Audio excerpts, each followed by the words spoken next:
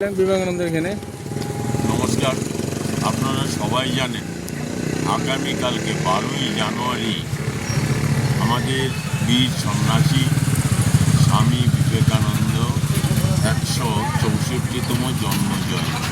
সেই জন্মজয়ন্তী পালনের উদ্দেশ্যে খোয়াই পুর পরিষদ, তথ্য সংস্কৃতি দপ্তর এবং রামকৃষ্ণ আশ্রম মিলে আমরা খোয়াইতে জন্মজয়ন্তী পালন করছি। আজকে স্বামীজির যেই এইখানে স্ট্যাচু আছে, এই স্ট্যাচু আজকে আমরা রং করিয়েছি। ঠিকঠাক হয়েছে কিনা এটা দেখার জন্য এসেছি। আর কালকে আমাদের কী কী করতে হবে তা পরিকল্পনা যাতে বাস্তবায়িত হয়, সেই জন্য আমরা এখানে আসা।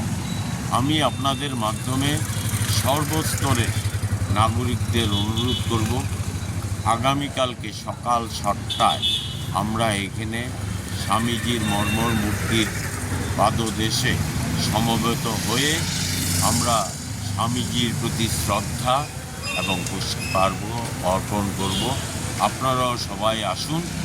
স্বামীজির যে চিন্তাধারা যুব সমাজ গড়ার ক্ষেত্রে, এই চিন্তাধারা বাস্তবায়নে খোয়াইয়ের পুরবাসী যাতে সামিল হয় সেই আবেদন রাখছি। সবাইকে নমস্কার।